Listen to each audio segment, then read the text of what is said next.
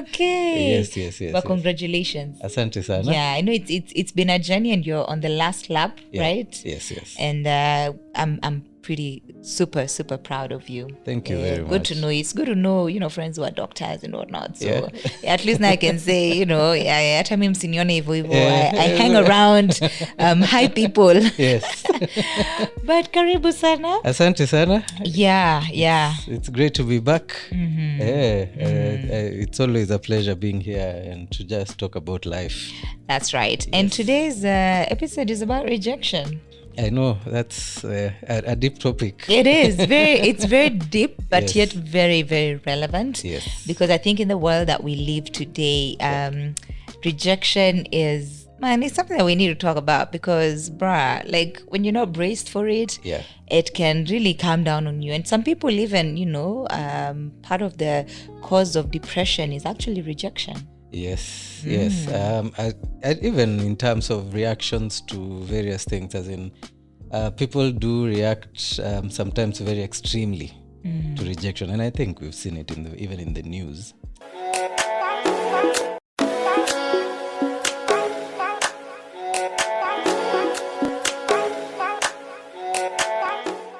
Hello and welcome back to the 360 Perspective podcast with me, Trisha. Another Thursday, another episode. And, just once again, a huge thank you to all those who have subscribed to this channel, all the visitors, thank you so much. And welcome to this family of, just a place where we get to challenge our perspectives on different issues of life. And last Thursday, we got to talk about church hurt, but particularly among the creatives. And I do hope that you got to glean a lot from that episode. And today's episode is a question of, have you ever faced rejection? And how did you deal with it? That is our topic for today. Is there a healthy way of dealing with rejection and being told no? That is our topic for today.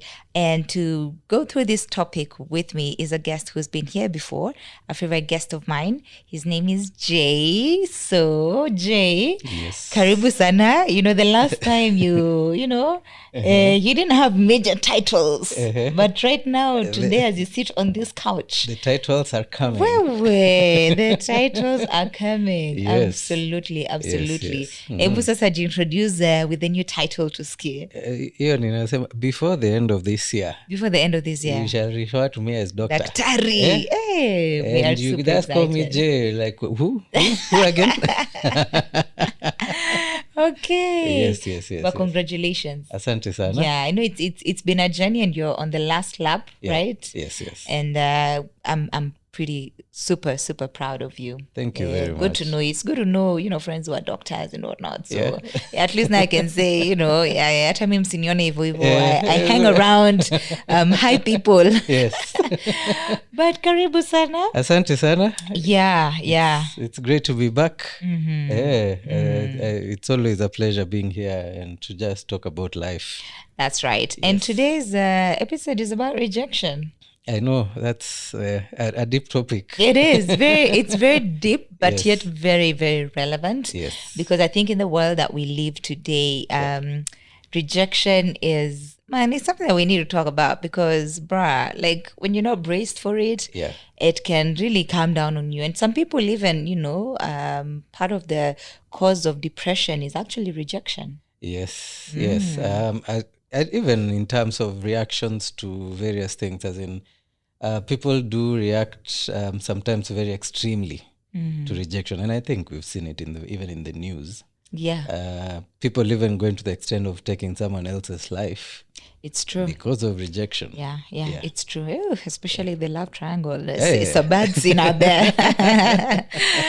And just to start us off, I'd love to know, and as we are talking about rejection, it's not just relationships. I think you face rejections on all tiers. There's, there's relationships, there's work and opportunities, there's even school. So there are different tiers of rejection. And I don't know that you personally have gone through rejection. Is it both relationship? I'd love to hear. I know you're a married man, but before you finally get to that place of, unless you're one of those unique guys, the ones who only kissed one frog and it was the final frog. Well, ideally, it could easily be that. Yeah. But I know, actually, in high school, I think when I was just at that space of self-discovery, obviously there would be those, what are they called, innings and outings, where you meet girls group, school and all that stuff. And I think I wasn't so prepared about, so what do you usually do? So I remember just saying hi to a girl and she looked at me and was like, whatever. Like, what? As in, nimefanya nini? As in, what have I just said? Yeah. And I think that was my first encounter with rejection, especially from girls. Yeah. And that one actually utterly rudi to class. Nienda kusomea chemistry. Because what was that? And I think I had a lot of questions. Like, is it how I look? Do I smell cowdo funny? Hey, you go to the mirror and you start looking at yourself. You're like, wait, my ears, one ear is a little bit bigger than the other one. I know. And I could see her talking to other guys, Yeah. So that even now brought even more questions. Like, okay, that's very interesting. So I would say that was my very first encounter with that sort of rejection. But also, I don't know whether now it helped start hardening me in terms of knowing, okay, this thing can go either way. As in, someone can actually just say, whatever, like, okay. Yeah. And obviously, being a teenager, that was very hard. That was absolutely hard. And it also gave me now, I started being sensitive to being told no, which in a way, there are some instances where it would become so hard because now maybe you even just want friendship, but someone and trying to push you away, like, no, even friendship, no. Like, why? I've just said hi. Yes, what's wrong with this? Yeah. And as in now throughout college, and I think during college, I witnessed something which was very heartbreaking. So, as you've said, love triangles. There's this guy, I think, who had a girlfriend, and when I think before she got to college, then she got college, and she moved to a different town, to the university that we went to. And I think she started dating someone else. And this guy got to know about it. And he actually traveled from the town where they came all the way, timed her at night, I think around evening during dinner time, around 7, 8, and stabbed her.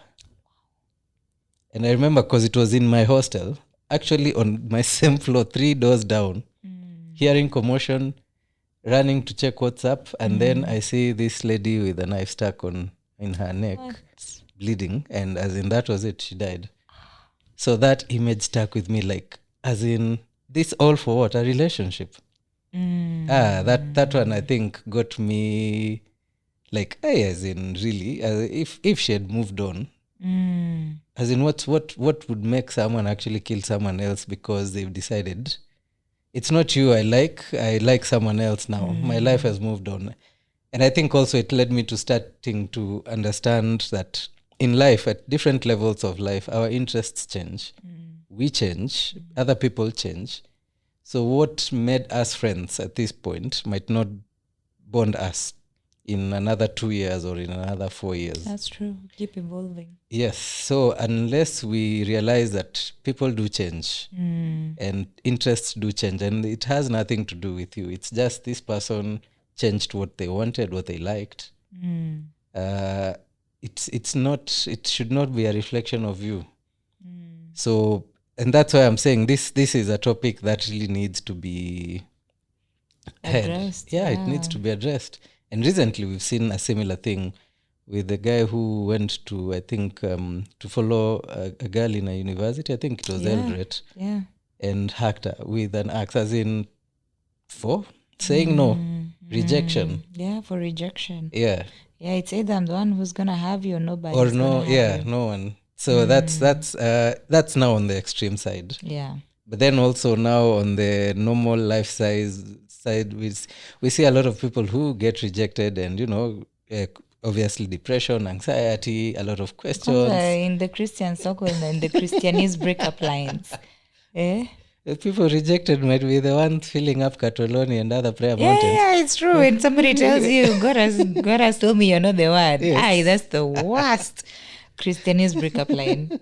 Yes, and I don't know. There's just something interesting about using sometimes scripture to give people human answers, which should just be direct answers, not necessarily hiding behind scripture or God. It's true. Just say I wasn't interested, or like I don't find you fly. Yeah, utoshimboga. Utoshimboga. See, you are fearfully and wonderfully made, but yeah. I mean, I feel like there's never any good way of telling someone no. That's just the harsh reality. But I think for me, I'm in a place where I would rather somebody just tells me, I'm not interested, rather than using other lines or just keeping me hanging around. Yes. And then, man, you come to find out this person has moved on. Yeah. Yeah. And I keep wondering whether it's also, is it that we grow up being told that the world revolves around us, or that we are entitled to yes? Or is it that it's just a deep-seated hope that things will go well for us, or we'll get yeses, so that by the time we ask for something, that we sort of expect it to be a yes? It's true. Yeah. I mean, that's a very sobering question, because I think naturally as human beings, even from childhood, because that's where it begins from, you know, from childhood, you're always expecting a yes from your parents. And unfortunately, I think, as we were talking about earlier on, sometimes how kids are raised, they're not raised well prepared for the world. Oh yeah. Actually, you just need to go to a supermarket or these places where you'd find like bouncing castles and stuff like that. You'll see a lot of tantrums, as in because of no. Yes, and you'll see a lot of negotiations. I think in my house I said I don't negotiate with terrorists. Because now you go to a supermarket, your kid will see a particular type of candy, they'll see biscuits, and they usually want everything, because that's just their nature, as in their children. But I also at one point had to go carrying my kiboko, because it's scriptural. Carry the rod. Yes, actually I think the Bible talks about stupidity being bound up in the heart of a child, and only the rod can drive it away. Only the rod, that's true. Yes, I'm not an advocate of corporal punishment where the punisher is angry, because that's what we went through in childhood with schools and our parents. But there's a way of punishing which is very objective, where you actually even give the kids formula that if you do this, these are the consequences. And then so teaching them that you will not always have everything that you see, that your heart wants, that your heart desires. That's not how the world works. And sometimes you just say no because you're the parent, not because you can't afford or you don't want. Because kids are always like, but why? Yes. But why? You want the answers, you know? Yeah, because I have said so. Yeah, and that's usually the worst response you ever want to get. Yes. But why? Because then that's not satisfactory. Why? Yes. You're the parent, yes, but why still? So I think we need to teach kids from an early age that people have the power to make their own decisions and actually to say no to your desires. That way we grow up, and it's not even that, it's not in a way that will teach kids that to always expect a no, but that any answer that you're expecting can be a yes or a no. Yes. But just have hope, as in create hope in you that things will go well for you. Yes. But if they don't, what is the next course of action? Yes. Because I think the next course of action is now what creates these extremities. Yeah. Yes. Yeah. That's true. That's true. And I think personally, I mean, just obviously, besides relationships, for me, I've realized, there's rejection also in terms of opportunities. I remember when I really wanted to do my master's, after finishing my undergrad in the States. Yeah. So I was very super ambitious. So I did apply to Ivy League schools, Yes. like top schools, and I was very hopeful, and I did my ACTs. I think I did well.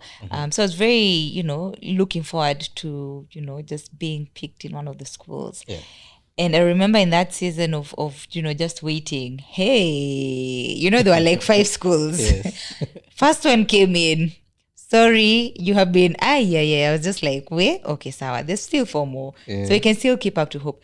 Second one, third one, fourth one. I think 2 of them put me like on a waiting list or something. But at the end of the day, I'm like, waiting list is just a polite way of being rejected, And I remember just feeling crushed. I'm like, gosh, out of 5 schools, not even a single one. And I think in that moment, man, I started questioning my, my academic levels. I was like, hey, have I been lying to myself all along? Easy grades, ni uongo, have the teachers just been favoring me and giving me good grades? But I remember just going through like a season of asking 1,000,001 questions and almost even just doubting myself in terms of, was I shooting my shot too high? I know even in relationships sometimes you feel like, hey, maybe I was aiming too high. That mama wasn't out of in my league. I was completely out of my league. And so, and I mean, sometimes it's good to also just sit down and ask yourself some of those hard questions. Was I shooting my shot too high? Was I aiming too high? Should I have been a bit more realistic? But I mean, obviously I had to go through that phase. And I mean, the next schools that I applied for, I mean, after dealing with that season of rejection, funny enough, like 3 of the schools immediately accepted me for my master's program. And now I started doubting. And I was like, hapana, is it shule? Hapana, no, they ain't ukora, At the back of my mind, I'm like, these are really good schools. But then because of my previous rejection, like there was just this overwhelming feeling of, hapana, this is not right. It's a scam. It's a scam. And, it's not the reality. And I think I wanted us to just talk about that place of, there's a place of guarding your heart and there's a place of putting up a wall. Yeah. And I think the best way even to go about it is even defining the two, because a wall sort of obstructs the full flow of anything. It's a wall. It's things bounce back. A guard, if you come to an entrance, a guard sort of decides what goes in and what remains outside. Yes. So a guarding has the prospect of a vetting and then having a decision as to, okay, this is okay, this can pass through. And then, no, this is not okay, we don't do that here, stay out. But most of us, because of that, that's what I was saying now, the second phase of, after you've been told no, so what next? We've not been told about how to handle rejection, so we put up walls so that we don't have to get hurt again. And that way, we actually now keep out good things. Instead of now, on the other hand, guarding, where we vet and then we decide this comes in. And as it is with most things, it's very hard to now create that guard when you're in the thick of things. When you're in war is not the time to practice for war. It's we practice during the times of peace. We create guards during the time of peace before we need to start vetting things. And that's why I think for me, I keep going back and being keen on when we are okay, when we are at peace. Those are the times now when we need to start working on. So in terms of a relationship, if I was to let someone in, what would that person look like? I know I've been rejected before, but there is possibility in future that I would want to be in a relationship. So what criteria am I going to use, irrespective of the rejection that I got before, to decide what I let in and what I let out? Because there are many people who've actually missed out on awesome good relationships. Yes, true. because they put up a wall based on previous rejection experiences, and it's something that I mean, it's natural. I mean, if someone hurts you, the next thing you'll be like, "Ay, wanaume." They listen when a woman breaks up, next thing she already has a mansion, Yes. upgraded her car, has a PhD, Yes. like level. And I think it's the same for guys. Yes, This guy immerses himself in work, is no longer available. My relationship is just with money. I don't do, other relationships. I mean, and even like the extreme one, we can talk about it, Lord Digiton. He builds a house, which is an okay house. The lady says, I think she called it a chicken coop or something. The guy decides, oh, okay, then let me build a castle. And the guy did a mega castle. I mean, it's standing up to now. Yeah. And after he finishes, the lady is still like, this is too huge, too dark, too like. So from there, the guy decided, no women on my farm. Even for the workers. Go to Egerton, you'll learn that whole story. Even for the workers, anytime he was walking around his farm, they had to hide their wives and daughters. He didn't want to see. So you see, that's an extreme of creating a wall, like based on previous hurt. But that's what I'm talking about, that people, we need to learn now how to create those guards where we have irreducible minimums. That my reducible minimum is this and this and this. I know I've been hurt before because of this, but for this I can let in. For this I can consider. For this maybe I need time to make my decision, because the other guard actually is usually time. You see the way, and I don't know whether it's a Kenyan behavior or it's across the world, there are always people who call you as, I have an emergency. Nitumie, it's always about money. Yeah. Yep. Nitumie, but if you give this guy person time, as in like, just think about it. Do you really have an emergency? Eventually, you realize that whatever it is that was being an emergency is never an emergency. So time sort of sorts out, guards some things. So there are very many things that someone can use to guard their heart instead of walling it, even including wise friends, family.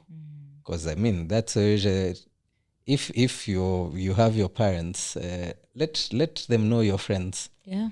They will tell you who you. There's just something. Yes, it's not right about your friend. Yeah. Yes. Yeah. When you have wise friends, they will tell you even sometimes up to your face, like hapana, huyo tunamjua.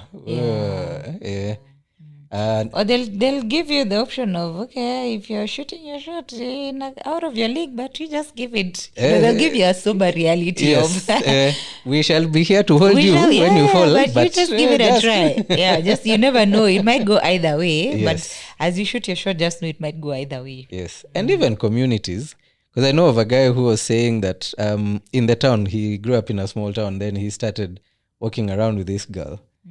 And he would meet strangers and like, I saw you walking with a certain lady. You know that lady? Yeah. You should be careful. I don't think you should be walking around with her, because there is a history about her that they knew, and she had, I think, decided not to change. And they were like, you are a good guy. You will get your heart really broken. And that was the community. It had nothing to do with his friends, not even his family. These are just people he knows randomly. So that having quite a number of filters will sort of help you guard your heart and enable you to be able to filter things, even though you've experienced rejection before. Just knowing that there's safety in knowing all this. But I think the most important is even now in knowing yourself, which is once someone says no, is it about you or is it about them? Because I think people say no because of they themselves, not you. It could be, it's because what you're asking of them, they don't agree with it, but it's not necessarily a reflection of you. Because let's say you, Trisha, prefer someone who is 6'1", what, 6'2", an NBA TDH, player, tall, dark, handsome. tall, dark, handsome.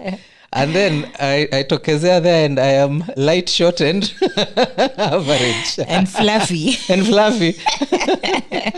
And I shoot my shot and you say, no, it has nothing to do with me. Me, I am just wonderfully and fearfully made. Yeah. God didn't make a mistake with my light skinness and my height. And your physique. And my physique. But it's not what you want. Yeah. And I've actually seen guys tesekaing because they're like, why, Kwani, what's wrong with me? Yeah, Why is she not wanting me? Because I don't have a car. It's because I'm not driving. Yes. And they think it's all those other things. Because I think recently I don't have enough money. I don't have enough goes money. Back to, yes, finances. But sometimes it's just not even finances. Yeah, I think there's a lot of time it's not finances. Because there's a forum I was in and there were ladies who are quite well off and they were being asked, so what is it that... would you date a man who was earning lower than... They're like, yes, it has nothing to do with the money. It just, a man has to be a man. They have to step up. Yeah. It's about how they make me feel, not what they bring to the table. But you see, for us men, we are created with that provision thing in us that if she's earning more, you feel threatened. You feel threatened. You feel like, atakukalia. Kabisa, she's a decision maker. I'm the one. And I mean, unfortunately, in some cases, that's what it turns out to be, and not in all cases, though. Yeah, it's not. Yeah, it's. I think it's specific cases. We can't generalize, obviously, everything. Absolutely. But I think at the end of the day, I've realized that it's more of what you make the lady feel, and not necessarily that flashiness that you bring into a relationship. But also, I think ladies need to also be very clear too with men that, dude, the reason I don't like you... It's because you're short. That's gonna be hard. Mwambie tu akange akijua. I feel like thunder will come from heaven by the time I'm telling a guy I don't like you because you're short. I'll find another excuse. I'll just tell you I feel like you're just not compatible. I'm like, I don't want to instill... I'm pretty sure you already have your own self-esteem issues. I don't know, stamp on it. I'm like, apana. No, you buy the guy some barbecue. Like, land him softly. No, guys are going, like, human beings are going through a lot in this world. I don't want to be a contributor of, But you see, you're not telling him you're short. You're just telling him, I prefer men who are tall. So in that case, it would be very weird for me to say yes to no. It's like me, a guy come and tell me, I prefer, women who are more voluptuous, and I don't like petite women.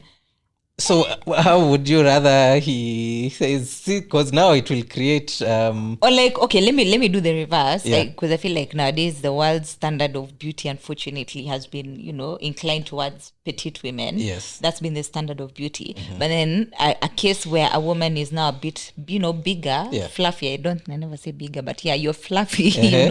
And then a guy comes and tells you, I don't like fat women. I don't know, I feel like as a scar, you're already struggling with being fat, and then somebody is coming and tell you, I don't like you because you're fat. So you just talk about type. I don't know. Yeah, For me, I'll just be like, no, I feel like you're not compatible. I feel like that's a wiser way of covering you and your insecurities. Yes. Rather than, pointing out and, saying you're short or you're too slender or you're too fat. Actually, then maybe that's my perception. One of these days we need to have an episode on how to carry each other's insecurities. Okay. Because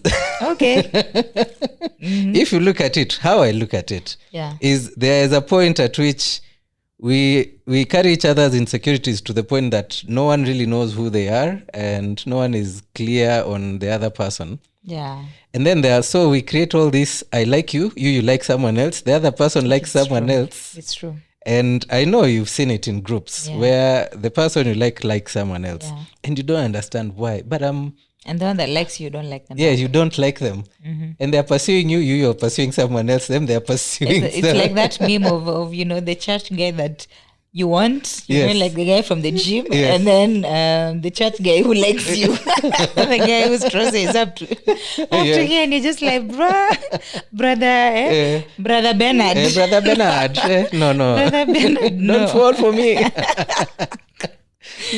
So I feel there is need to have conversation about also, because I think there was this psychology Johari window. Mm-hmm. What you know about yourself, what others know about you, what you know that others know about you, and what is fully not known. Yeah.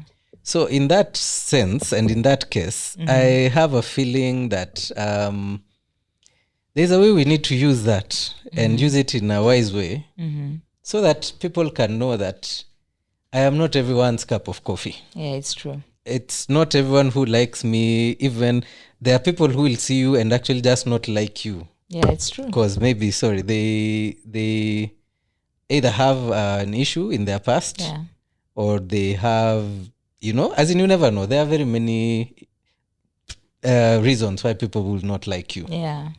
But at the end of the day, I feel it would help people move on faster. I feel like that point that you're about to say. If I knew in my shortness, I am not in this person's league or neither this person's league. Yeah. But also in a polite way. But also it helps, I think, when people are in groups. Yeah. And because for me, I say, if you're getting into a relationship, get to know this person first. As in, experience very many different facets of life with them.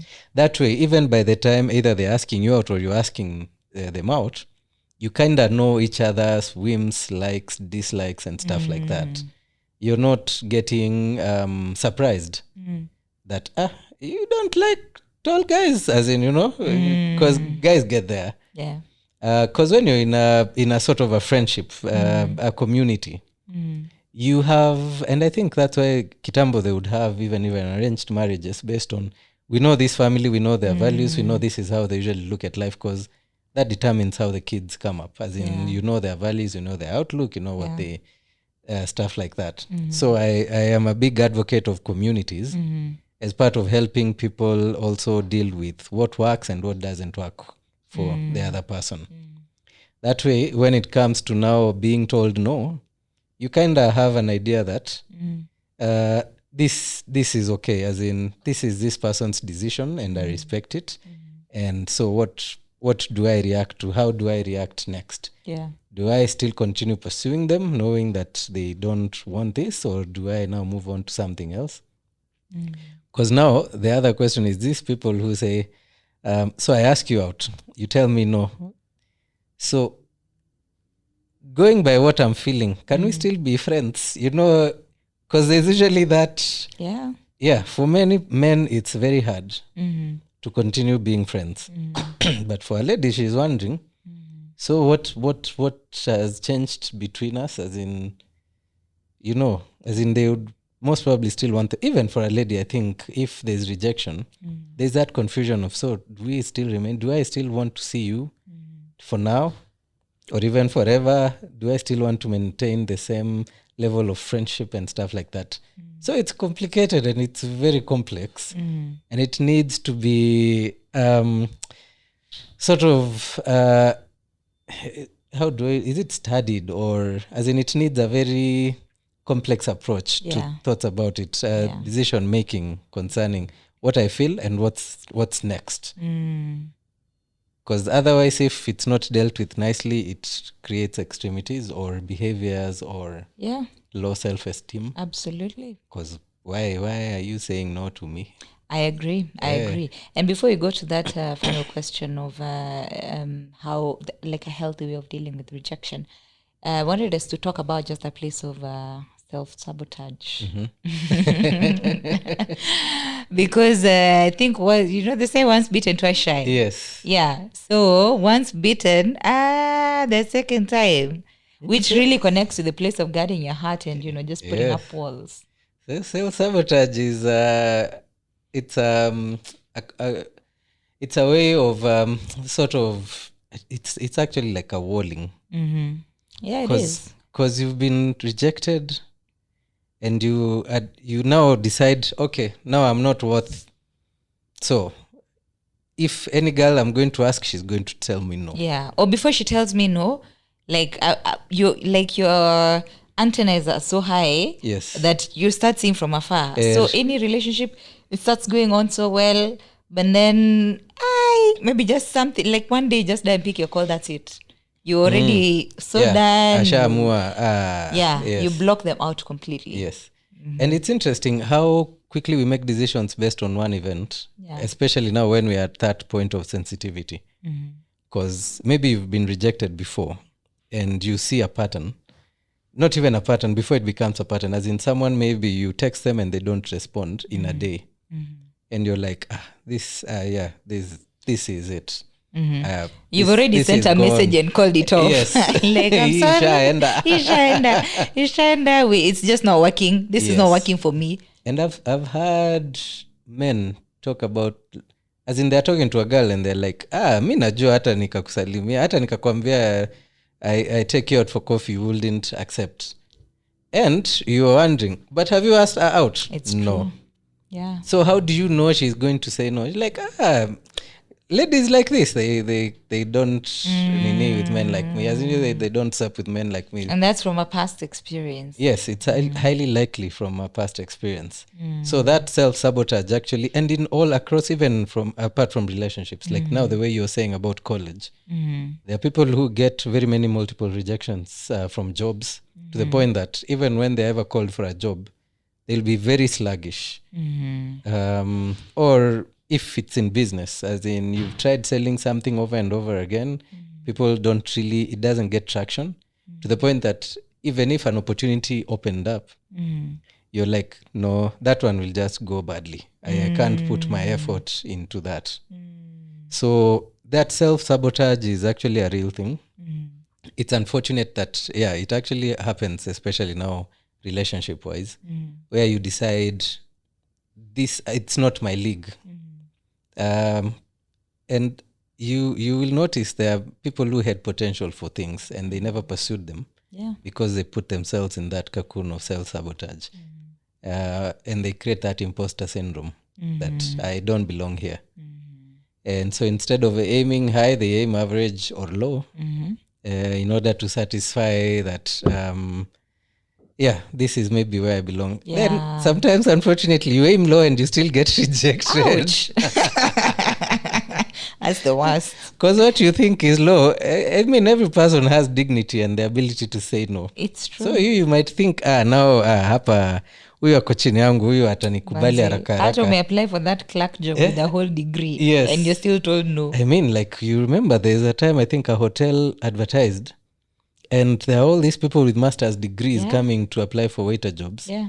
And you're told no, as in you're not the fit which you are looking for. You're not the fit. Yes, you have a master's degree in actuarial, as we just need hospitality. It's true. Even me, I've been rejected in a job because I was told I'm overqualified for the job. And you're like, bruh, but I mean, that means the company has a bigger opportunity for growth and whatnot. So like, no, we just want an ordinary person. We don't want somebody who's too much qualified. And now that even creates a weird reaction for you because you're like, as in, I thought I was doing all this to become more employable. Yeah. And you can even question yourself and even put a stop to pursuing and desiring more in life. Because then you're like, wow, if I show up in job interviews and I'm being told I'm overqualified for the job, so then, what if I continue with my academics? Would I now become a threat to the society instead of becoming a benefit to the society? And that's why now even in relationships, as in, you'll see people like, let's say men, getting more money and wondering why there's still rejection, as in, but I think I'm doing well, I'm financially stable, I have all this going on for me. Or enhancing appearances, you'll go to the gym. If for ladies, you'll do something to enhance your appearance. And even after enhancing appearance, they still, why is this not working? And that's when you start realizing that's what I was saying from before. People have different interests in life. You might think you're enhancing your likeness, as in you're being wanted, the quotient of you being wanted, but really the people you want to want you, that's not what they're looking for. And it helps, I think, now to just work on yourself for yourself and for the purpose for which you exist. And anyone who feels that this is something I would want to work with will most probably pursue you or will want to be around you. Yeah, that's and true. That's why I was talking about that community, that creating a community of people who know you, understand you, putting yourself in line of sight. Because if you also don't put yourself out there, una expect kina nani wakujue or una expect tujue kina nani, you know. So it's working on yourself, creating guards. But if you're gonna guard your heart, on the inside there has to be treasure. It can't just be scrap metal being guarded. There has to be treasure. So you have to build up this treasure so as to put guards around this treasure. There's a treasure that we already created with, as in that there's a value that we've been given. But also, I think, using the Bible as an example, even in the Garden of Eden, Adam and Eve were given charge to take care of the garden. It's sort of to enhance it, to be stewards of it. So it's like you're given basic raw materials about your heart and your life. And you're told, enhance it, make it gold, make it beautiful, make it attractive to others, make it beneficial to society, to communities, to other people around you. And then now put guards, because there will always be thieves and people who want to come in and spoil. That way, it will make sense for you to guard your heart about something that is very valuable inside of you. And even when there's rejection, then you know it's not about me. It's just that person's interests are not compatible with my interests. Yeah. And that's why they've said no. But I, by myself, I know I have treasure inside of me. I have gold. So let me just keep on moving. I will find others with similar interests and we'll be compatible. Yeah. And I love that, because the next question was actually going to be on, just what's the healthy way of, facing rejection? Are there healthy ways of dealing with rejection? Yes, there are very healthy ways of dealing with rejection. Obviously, the first one is self-care, self-therapy. Self-care, all the ladies said amen. Yes. I know for men that sounds soft, but we could use a different term or different word for it. But the basic English for it is just basically sitting yourself down to tell yourself you've not been rejected because you're not worth it. It's just incompatibility. Okay. As we're thinking self-care for go for a spa and yes, obviously you have to go for a spa massage, get your nails done, go and back sit down, home and then still be hit by the reality of it's not taken away the rejection. But you see, if you go for a spa day and you now run the thoughts through that and you have your journal and you write down, this person said no. Okay. Why? So ideally there's external work, or rather external side of self-care, and then there's the internal side of self-care. Because sometimes you get so much focus with the external, but the reality is you do all these external things and then you go back home and you're still feeling miserable and horrible if you don't do the internal work. And I feel like majority of the time it's the internal work that carries the heavier weight is the internal than work. the external. External needed to, just to make you feel good. But if you don't do the internal work, because for me, my advice is always, when you get to a point where you're feeling that sort of rejection, or as in rejection or something heavy on your heart concerning who you are, take a retreat. It could be a 1-hour retreat, 2-hour retreat, 3-day retreat, 1-week retreat. Just retreat. Go somewhere where it's not a usual place. Sit down. Audit your thoughts. I had a guy in a Bible study group. He was telling us, one time he got rejected and had broken by some mama. That guy literally took SGR. Went all the way to Mombasa to the beach. Stood in the evening, took back an SGR, came back to Nairobi. He did not even spend a night. I'm like, wow. Interesting. That is the retreat. And you see, men do that, although we are misunderstood. Like when sometimes you argue with a man, they leave. Although I don't advocate for people leaving. I just stick it out, let the argument, and when the heat is over, is when you can leave after you've made assurance that I'm still here. I just need some time. I need a breather. A breather to go and audit my thoughts. And there are very many places you can audit your thoughts. You can take a walk in one of the forests around where you stay, or a park. You can take a drive. You can go to a cafe, just somewhere it's not a usual place. But the whole idea is to go there and audit your thoughts. Let yourself feel bad, and then start asking yourself questions. So this person has said no. Is it because of me or because of them? Yeah. If it's because of me, is there something that I need to change? Because sometimes you actually say no because of people's weird behavior. It could be that you're just obnoxious, and I've told you no. I think it's ideal for me, if I've been told no and there's a particular trait about me that is not right, for me to audit and know that, okay, there's actually something about me that I need to work on. Because it's not every time we are told no just because the other person just doesn't like you for no reason. Yeah. There are sometimes you're told no because there are things about us which are just not right. And we don't like being told about those things. Yes, that we need to fix it. But if we don't work on that, then we'll still get rejection from the next person, or the next person will tolerate our misbehaviors instead of us working towards becoming better. I know for sure, growing up, there's a time I realized they had a strange quick temper and a hot temper. And, when people around you start knowing that you can lash out at any moment, people will always, tiptoe, walk on eggshells. So when someone tells you, I don't want to be too close to you because I'm afraid what you might do. Actually, when I was newly married, and I had a quick temper, not towards my wife. I have never shouted at my wife. It was actually towards drivers. Because Nairobi, everyone is crazy.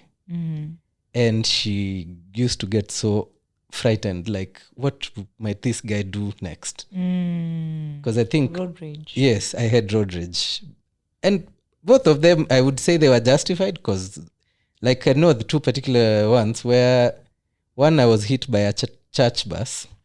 Na tukasimama, we stopped. Let me tell you, church members can be poisonous. Hey, they came out, they insulted. So even me, I'd come out with my, like, as in, why you saw me, as in you actually came and hit me. I had come out with my motto. Hey, they came out with 10 times more. And it was on a Sunday afternoon, so they were coming from church. So mpaka I got so concerned, like, you guys are from church. You are all ministers. Na hivi ndio mnaongea. Actually, hata yangu iliishia hapo. There's another time, I think, matatu reversed into my car, and that one now became really bad. And yeah, I remember, as in, I really lashed out and nearly got in physical altercation and all that. But she sat me down like, what? As in, I really get afraid when you do this. And I started working on my road rage to the point that right now, my friend, hizi ni vitu za dunia. Juzi, I know there's a boda guy who hit my car, and like, it's okay, it's gonna cost me.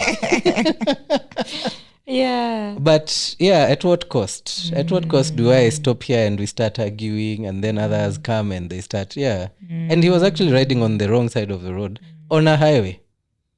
So it was very clear it would not have had an argument about it. But, there are things you start working on just because of the people you love who are around you, or, So that's what I'm saying. Sometimes you're not told no. You're not rejected because just because people want to reject us. We are told no because of particular things inside of us, which maybe we need to work on. And that retreating, and that even being told, people being clear with you, helps us now to deal with.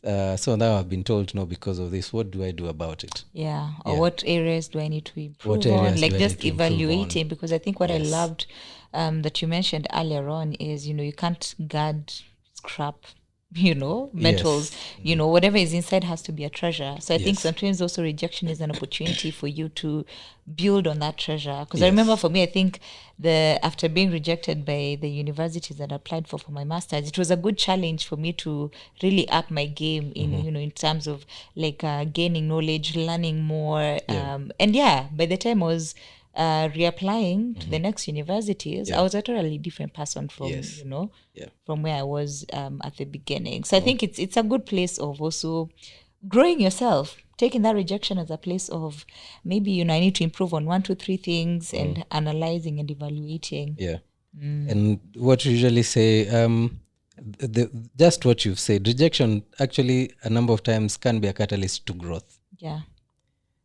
When you're rejected at a job, if you go for an interview and you're told, okay, you say you've done this, but you've not really satisfied, like now when the thesis defense for PhD, it's you've not satisfied the requirements of the panel. So like what haven't I done? And if you're diligent, you'll go and find out what haven't I done to satisfy the requirements for this. So the same way, the cars move forward because of friction, as in the rubber and the road have to create friction for there to be forward movement. We go to the gym to create resistance so that our muscles can grow. Yeah. So that resistance that sometimes we try to run away from is usually sometimes also what leads to our growth. And that's how life is created. That today you're told no, because of this and this, work on this and this and this, and then we'll be able to move to the next thing. Once you work on it, you realize you're actually a totally different person. You have a different perspective and all that. So we should not take rejection as a totally bad thing, but we should work around it, as in with a lot of sensitivity and a lot of auditing of our thoughts and our feelings and the reasons for this rejection, just to better ourselves and to understand what's around us, and even just to affirm ourselves that what is inside of me is not compatible with that person, or so I can move on to something else, or that what is inside of me is actually scrap metal and I need to create gold. So let me start working on gold. Yeah. Yes. All right. So I just to talk a bit like other ways of dealing with rejection. And I think I like what we shared earlier on, just about setting realistic or sober expectations, from like just childhood, knowing that the reality is I can either get a yes or I can get a no. Yep. So whether it's a job opportunity, whether it's a relationship, whether it's, business opportunity or whatever it is, really going in with that sober mindset of just have it at the back of your head. I like what you said, have hope, but also just know there's also that reality of a no is a possibility. Yeah, because then you set yourself up for managing the rejection well when it comes, versus going in with the mindset of, oh, it has to be a yes because I'm good and my past. And I think for me, by the time I was applying to those unis, that was my mindset, like I was basing my confidence on, my grades and, like past experiences and whatnot. But then it didn't really necessarily validate that, I'd be accepted.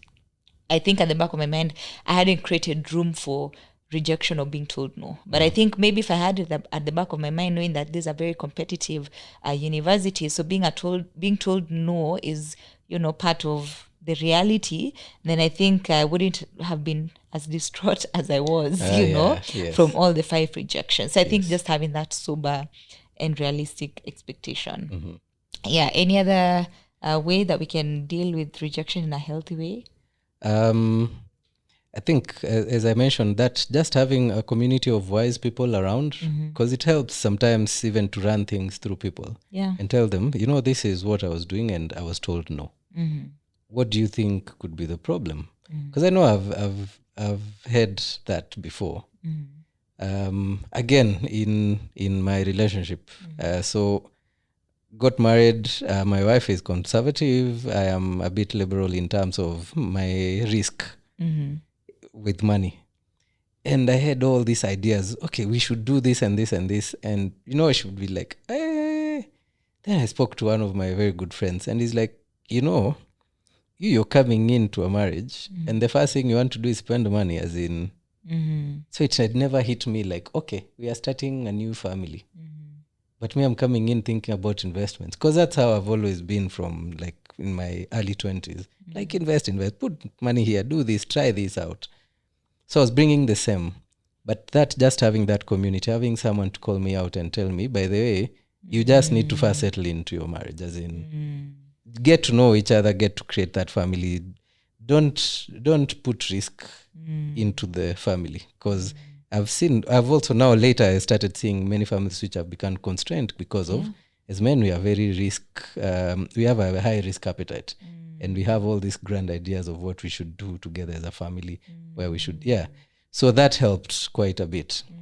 So I think that having a community of wise people around is a good place to just bounce your ideas, bounce your frustrations, bounce that I've been told no by this girl or by this guy. He's just hovering around, but he's not saying anything. So I feel rejected. Or I actually confronted him and asked him what's happening, and he said nothing. We are just friends. Yeah. And they will help you, as in just walk through that. Yeah. It's I think it's very important to have that. Yeah.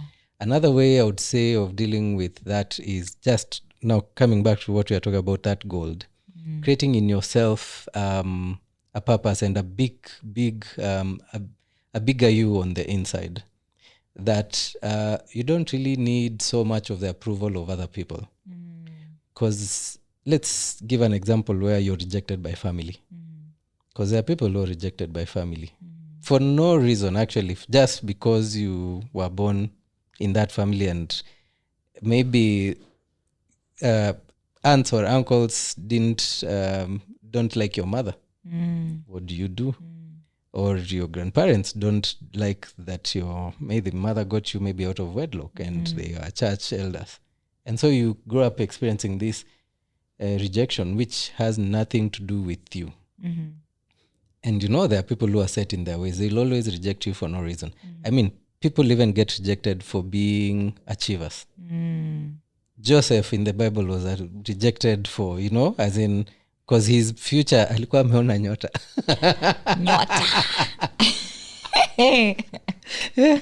Jamaa, The brothers hawakuwa na nyota. Hawakuwa na nyota, my friend. There are places maybe you are in a place where you are the well one off. Yeah. People will reject you for no reason, just because of the fact that you have more opportunity, or you have more money, or you have better talent. What do you do about that? There's nothing you can do about people's hate, because sometimes it's just people hating on you. But what you can do about it is now working on yourself to know that, irrespective of whether I'm liked in this community or not, this is who I am. This is the value that I have. Yeah. This is what I bring on the table as far as I am concerned. Yeah. And I am okay with it. So like me, don't like me, accept me, reject me, say yes to me, say no to me. Yeah. My remains constant. Yeah. But working on me is actually also work, which most of us are not willing to put in that work of working on ourselves.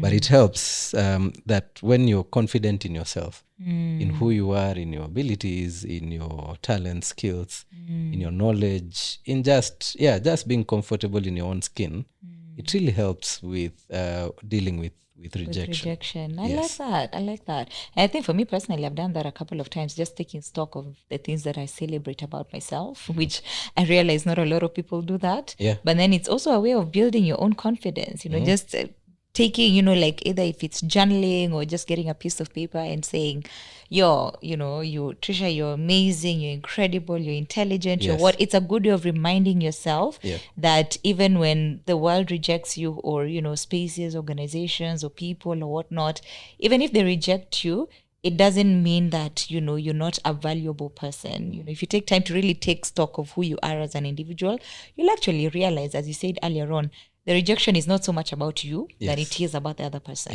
Yeah. So you'll be reminded that, as an individual, you actually are very highly valuable.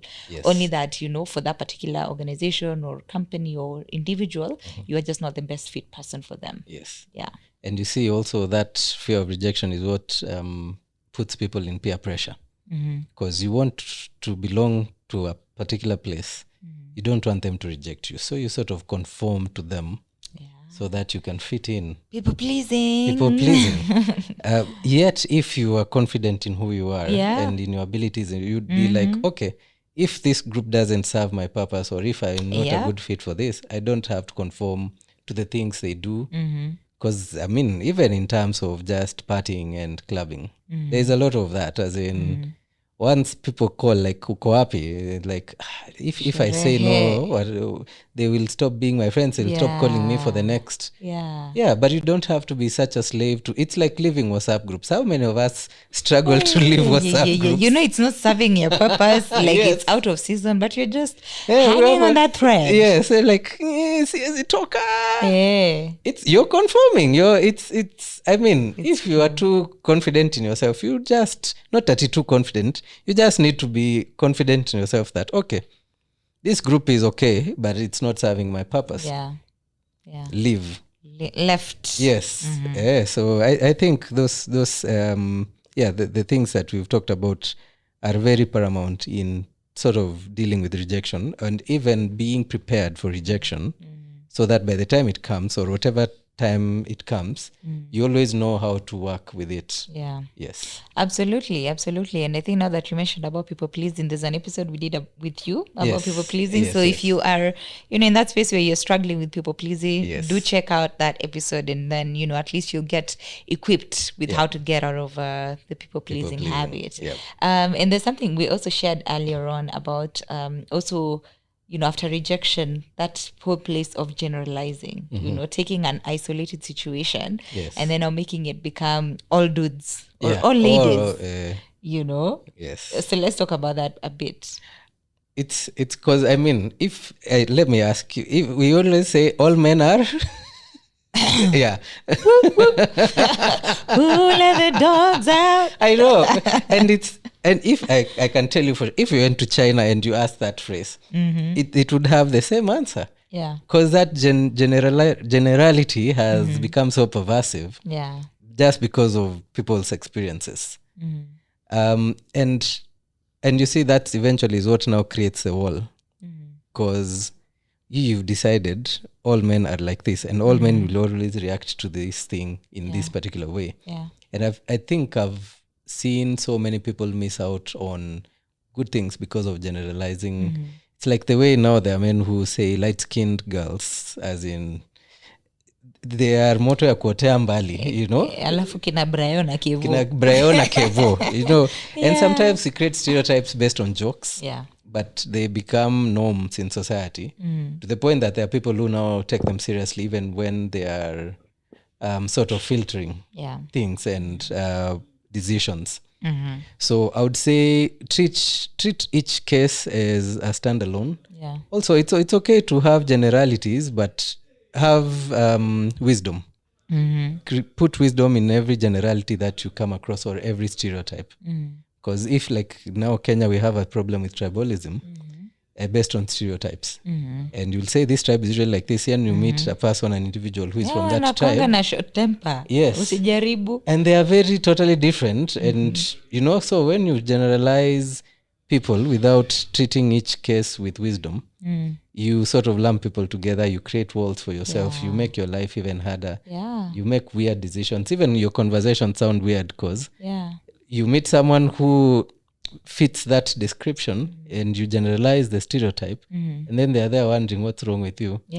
So and you end up missing an opportunity. And finally, as we learn this, I like what you said about, you know, just retreating, but also I realized there's also a place of grieving. Grieving, you know, just that experience, because it's a form of loss. You know, rejection it's in a way it's a form of loss, and allowing yourself to just grieve whatever it is you've lost. You know, if it's a relationship that you thought would work out and then it never worked out, or if it's somebody that you've always admired and you shot your shot and you know they ended up telling you you're short or you're fat or whatever it is, or if it's an opportunity, a job that you really anticipated that they'll take you in, and then after 5 interviews, just the final bit they decide not to take you in. I think allowing yourself to really grieve so that you can move on. It's very important. It's just the same way we say a win is a win, a loss is a loss. And whether you've lost a person, an object, or it's very important to grieve. It's very important to run it through your mind and just accept that it's say the one who slipped away, as in there are people like, okay, this would have been a good relation, but enyewe imeenda. So grieve about it. And now what I was talking about, that mental audit, part of it is that grieving, that accepting that it's a loss, that I've lost something good, or I've lost something that would have changed my life in a particular way. And just accepting it, even when if you live in a community and you've put your clothes out to dry, and you find your top is missing, there is that like, I liked that, or top. your shoes, or your shoes. I've had my plant being stolen in my just outside my house. I'm like, who stole? Yes. Yeah, they robbed me of being a plant mom. But anyway. And it's important to just acknowledge that loss, that it's not trivial sort of grieving over things. It's actually important. Yes. So it's there's a very big space where now when you're doing that audit, when you're retreating, go, let's use the word cry. I know it's because also I'm addressing men, that word cry, like no, just grieve about it. Feel bad about it, accept that there's a loss. Shed some tears if you have tears if you have to, if you have them. And because you're in a retreat, we won't know. And then after that, now forge the way forward. Because I think it's important to do it, and then now you forge the way forward. Now that I've dealt with this loss, the feelings about this loss, what's the way forward? Absolutely. Leave the rejection in the past, and then now anticipate for new opportunities that God may bring your way. Because if you don't grieve it, and if you don't leave it in the past, then it will always affect and influence any other good thing that God may bring your way. What an awesome conversation. Wow. I hope you guys have learned a lot from this particular episode. And I'd love to hear in the chat comment section, let us know, have you ever gone through rejection? Tell us your stories, and then also how did you deal with it? Or if you are perhaps going through rejection, you can tell us just how you are processing things. And I hope that today's episode has been one that has been enlightening, and that there's something that you've learned. So do not forget to subscribe to this channel, share it with your friends, family, everyone around you. Have them also get empowered as we continue in this journey of challenging each other and growing together. Otherwise, thank you so much for tuning in. Until next time, it is a goodbye.